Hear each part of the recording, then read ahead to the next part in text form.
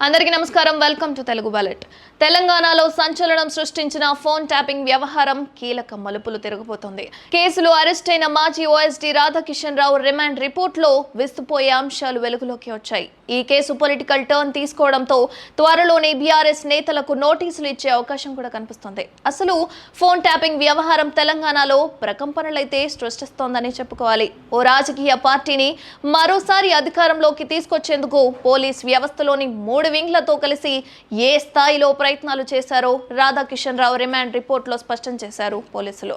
తెలంగాణ రాష్ట్రం ఏర్పడిన తర్వాత ఓ సామాజిక వర్గానికి సంబంధించిన పోలీసులకు కీలక పదవులు కట్టబెట్టి ఆరోపణలు చాలానే ఉన్నాయి. అయితే 2016లో రిటైర్డ్ ఐజీని ఇంటెలిజెన్స్ డిఐజీగా నియమించారు. అదేవిధంగా 2018తో పాటు 2023 ఎన్నికల్లోనూ ఆ రాజకీయ పార్టీని అధికారంలోకి తీసుకొచ్చేందుకు ఓ స్పెషల్ సైన్యాన్ని ఏర్పాటు చేసుకున్నారు.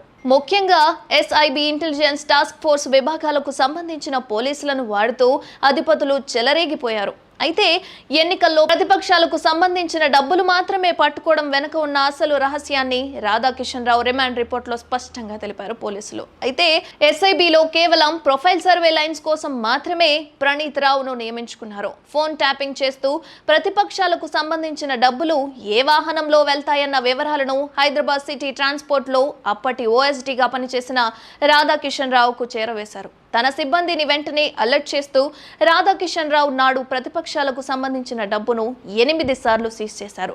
2018 సాధారణ ఎన్నికల సమయంలో షేర్లింగంపల్లి టీజీపీ అభ్యర్థి ఆనంద్కు చెందిన 70 లక్షల రూపాయలు ఫోన్ ట్యాపింగ్ ద్వారానే సీజ్ చేశారు. 2022 తుబ్బాకి ఎన్నికల సమయంలోనూ బీజేపీ అభ్యర్థి రఘునందన్ రావుకు సంబంధించిన డబ్బును కూడా ఈ తరహాలోనే పట్టుకున్నట్టు తెలుస్తోంది. మునుగోడు ఉప ఎన్నిక సందర్భంలోనూ కోమటిరెడ్డి రాజగోపాల్ రెడ్డికి సంబంధించిన కోట్ల రూపాయల డబ్బును కూడా ఫోన్ సంభాషణలు వినే పట్టుకున్నారు. ఇక తాజాగా 2023 అసెంబ్లీ ఎన్నికల సమయంలోనూ తమ దగ్గర ఉన్న వనరులను ఉపయోగించుకొని ఫోన్ల ద్వారా సంభాషణలు విని ప్రతిపక్ష పార్టీలకు సంబంధించిన డబ్బులను సీజ్ చేశారు. అయితే ఈ డబ్బులను సీజ్ చేసేందుకు తన దగ్గర ఉన్న ఇన్స్పెక్టర్లను ఎస్ఐలను వాడారు రాధాకిషన్ రావు. మరోసారి నాటి అధికార పార్టీకి సంబంధించిన డబ్బులు క్షేత్రస్థాయిలో పంపిణీ చేసేందుకు ఏకంగా టాస్క్ ఫోర్స్ సిబ్బంది రంగంలోకి దిగారు. ఇక ఒక ప్రాంతం నుంచి మరో ప్రాంతానికి డబ్బును తరలించేందుకు నాటి ప్రభుత్వ పెద్దలతో కలిసి టాస్క్ ఫోర్స్ వాహనాల్లో డబ్బులను తరలించారు. ఇందులోనూ టాస్క్ ఫోర్స్ టీంలో పనిచేసే పలువురు ఎస్ఐలను రాధాకిషన్ రావు పావుగా వాడుకున్నారు. అయితే ఆయన చెప్పినట్లుగా చేసిన సిబ్బంది వాగ్మూలాల కారణంగా రాధాకిషన్ రావును కస్టడీకి తీసుకొని విచారణ జరిపారు పోలీసులు.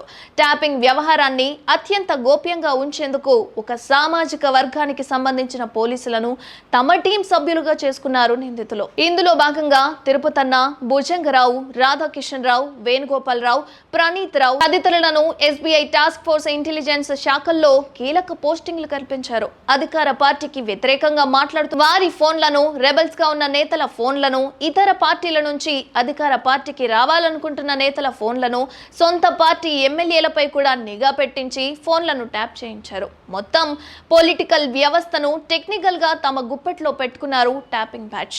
మొత్తానికి బీఆర్ఎస్ ప్రభుత్వ హయాంలో తమ ఫోన్లను ట్యాప్ చేశారని అనేక మంది నేతలు ఆరోపించారు. ఈ కేసులో ఇప్పటి వరకు 4గురిని అరెస్ట్ చేశారు స్పెషల్ టీం పోలీసులు. ప్రణీత్ రావు, భుజంగరావు, తిరుపతన్న, రాధాకిషన్ రావులను నిందితులుగా చేర్చారు. అయితే తాజా పరిణామాల నేపథ్యంలో త్వరలో రిటైర్డ్ ఐజీ కూడా పోలీసుల ఎదుట విచారణకు హాజరవుతున్నారు. వీరిచ్చే వాగ్మూలాల ఆధారంగా బీఆర్ఎస్ నాయకులకు నోటీసులు ఇచ్చేందుకు పోలీసులు కూడా సిద్ధమవుతున్నారు. చూడాలి మరి ఎవరి రాజకీయం ఎంతవరకు ఎక్కడి దాకా కొనసాగుతుందో అని. మరిన్ని అప్డేట్స్ కోసం చూస్తూనే ఉండండి తెలుగు బులెట్.